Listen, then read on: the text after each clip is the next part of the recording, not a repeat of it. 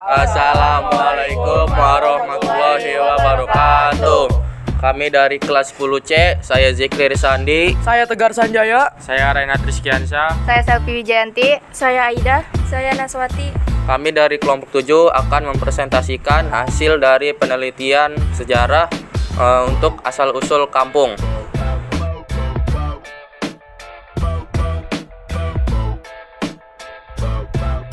Pengertian sejarah menurut kelompok 7, Zikri Irsandi. Sejarah adalah kejadian-kejadian di masa lampau yang benar-benar terjadi. Dalam ilmu pengetahuan, sejarah mengkaji masa lampau atau asal-usul dari suatu benda, baik manusia, hewan, tumbuhan, tempat, bahkan peradaban yang memiliki kaitan dengan manusia. Septiani Ramadhani. Sejarah adalah peristiwa yang benar-benar terjadi pada masa lampau dan berkaitan dengan masa kini dan masa yang akan datang.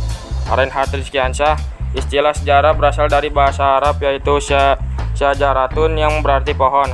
Penggunaan kata tersebut dalam konteks masa lalu mengacu pada pohon silsilah. Dalam hal ini arti sejarah itu hanya mengacu pada masalah asal-usul atau keturunan seseorang. Aida. Pengertian sejarah menurut saya adalah pengetahuan yang berhubungan dengan kejadian masa lalu atau sudah terjadi. Selvi Wijayanti. Sejarah adalah suatu peristiwa yang telah terjadi di masa lalu. Tidak semua peristiwa dapat dikatakan sebagai sejarah. Tegar Sanjaya. Sejarah adalah kejadian yang terjadi di masa lampau. Pengertian sejarah menurut para ahli. Jibeng. Sejarah adalah semua kejadian atau peristiwa masa lalu. Sejarah berfungsi untuk memahami perilaku masa lalu, masa sekarang, dan masa yang akan datang. Robbie Wing. Sejarah adalah kajian tentang manusia dalam kehidupan masyarakat.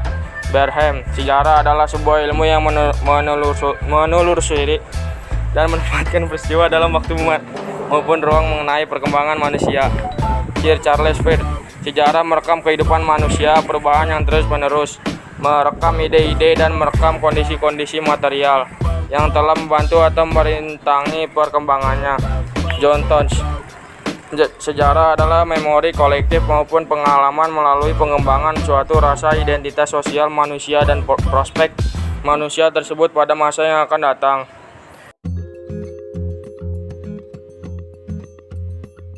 Narasumber pertama menurut Bapak Abdul Razak. Bapak Abdul Razak tinggal di Kampung Keramat RT 1 RW 5. Beliau telah menjabat sebagai ketua RT di kampung tersebut selama bertahun-tahun. Menurut beliau, kampung ini bisa dinamakan Kampung Keramat karena banyaknya pemakaman umum, dan kampung ini juga pernah digunakan sebagai lokasi penjarahan oleh Ki Buyut Keraksanegara. Ada yang unik dalam kampung ini. Bapak Abdul Razak bercerita bahwa kata orang-orang dulu, Kampung Keramat pernah dinamakan Kampung Gadis karena belum dijajah sama sekali. Beliau juga bercerita bahwa yang menamai kampung tersebut adalah orang-orang pada zaman dahulu yang tidak diketahui namanya. Dan sekarang orang-orang tersebut sudah tiada. Beliau juga menambahkan bahwa Keramat memiliki arti yaitu astana. Setelah kami teliti lebih lanjut tentang kata astana, maka kami mendapat kesimpulan sebagai berikut.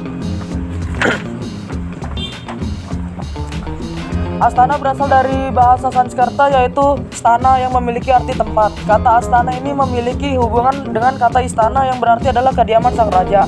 Lalu astana dijadikan nama dari sebuah tempat yang menjadi pemakaman para raja atau anggota keluarga kerajaan.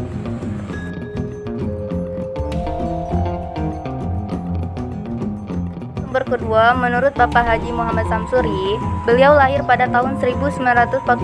Sekarang umur beliau adalah 75 tahun. Tinggal di Kampung Keramat Kalong sejak tahun 1968 atau pada saat usianya menginjak kepala 2. Beliau pernah menjabat sebagai ketua RT selama 30 tahun. Selain itu, beliau juga bekerja sebagai wirauswasta, petani, pedagang, dan juga berkebun. Kampung Kalong adalah salah satu kampung yang terletak di daerah Kampung Keramat. Fasilitas seperti jalan menuju kampung ini masih kurang bagus. Banyak batu-batu yang berserakan di tengah jalan. Kami merasa kesusahan ketika melewati jalan tersebut. Mata pencaharian di kampung ini adalah tani, buruh, dan karyawan, terutama bagi pemuda-pemuda yang ada di kampung ini. Beliau bercerita bahwa Kampung Keramat Kalong yang dulu sudah pindah tempat, sejarahnya di kampung tersebut dulunya banyak binatang kalong di sungai-sungai, pohon-pohon, dan sebagainya. Namun sekarang kalong-kalong tersebut sudah tidak diketahui keberadaannya, bahkan mungkin sudah punah. Kalong adalah binatang sejenis kelelawar buah yang berukuran lebih besar daripada kelelawar biasanya.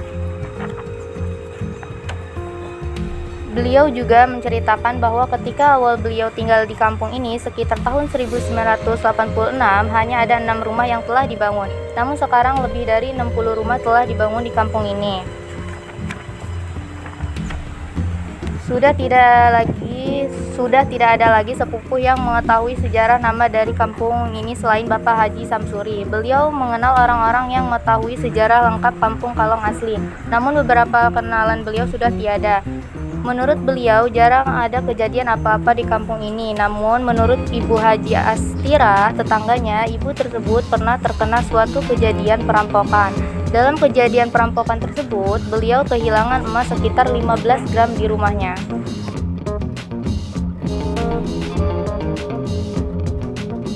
Pak Hasan adalah seorang mantan sekretaris di Desa Parigi. Beliau berumur 62 tahun dan tinggal di Desa Parigi sejak lahir sekitar tahun 60-an. Pak Hasan bercerita bahwa kata orang-orang dulu, Desa Parigi adalah tempat air, jadi sering terjadi banjir yang mengalir dari Kali Cidurian ke Desa Parigi. Pada tahun 2006, pernah terjadi bencana banjir yang melanda desa. Menurut masyarakat di desa tersebut, banjir di tahun 2006 tersebut adalah banjir yang paling besar yang pernah terjadi di Desa Parigi. Dan pada tahun 2011-2012 pernah terjadi banjir sekitar 10 cm di rumahnya Pak Hasan. Namun sekarang sudah tidak banjir lagi karena telah ditimbun oleh puing-puing bekas pembangunan rumah. Hanya itu informasi yang didapat dari Pak Hasan. Beliau tidak mengetahui asal-usul dari nama Desa Parigi, namun mengetahui kejadian-kejadian yang ada di desa tersebut.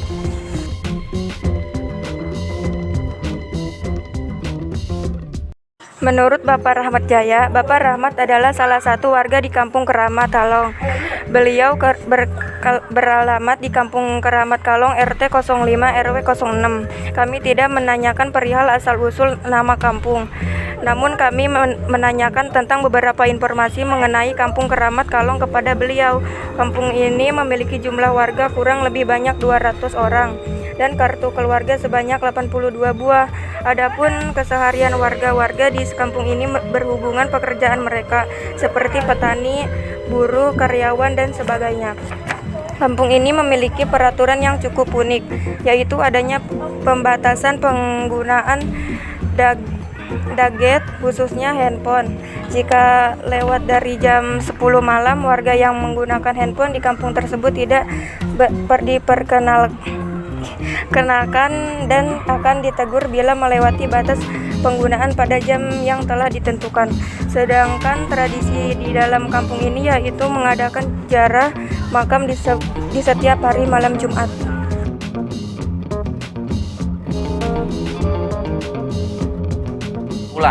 Dalam penelitian kami untuk mencari sejarah nama Kampung Keramat tidak dapat berjalan dengan lancar dikarenakan banyaknya sesepuh yang berada di kampung tersebut sudah tiada. Alhasil, kami menemukan narasumber dari nama kampung yang berbeda namun tetap menjadi kesatuan dari Kampung Keramat dan Desa Keramat. Berikut beberapa kesimpulan yang kami dapatkan. Menurut Bapak Abdul Rozak, kampung ini bisa dinamakan Kampung Keramat karena banyaknya pemakaman umum serta pernah terjadi penjarahan oleh Ki Buyut Keraksanegara. Menurut Bapak Haji Muhammad Samsuri, sejarahnya di kampung tersebut dulunya banyak binatang kalong di sungai-sungai, pohon-pohon, dan sebagainya. Menurut Pak Hasan, bahwa kata orang-orang dulu, Desa Parigi adalah tempatnya air, jadi sering terjadi banjir yang mengalir dari Kali Cidurian ke Desa Parigi. Saran: menyadari bahwa penulis masih jauh dari kata sempurna, maka dari itu kami menyarankan kepada teman-teman yang membaca ataupun yang mendengarkan makalah ini untuk menyampaikan kritik dan pertanyaan bagi yang berkenan, juga untuk memenuhi tugas presentasi makalah tugas sejarah ini.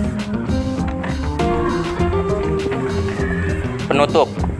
Demikian adalah yang dapat kami sampaikan dari cerita dan tuturan para sesepuh Kampung Keramat yang kami rangkup ke dalam sebuah makalah. banyak tantangan dan cobaan yang kami dapatkan ketika menyusun dan mengerjakan tugas makalah ini. Maka dari itu, kami mengucapkan banyak terima kasih kepada Tuhan Yang Maha Esa, keluarga, guru, teman-teman, dan pihak-pihak lainnya yang telah ikhlas membantu kami. Sekian dari kami. Wassalamualaikum warahmatullahi wabarakatuh.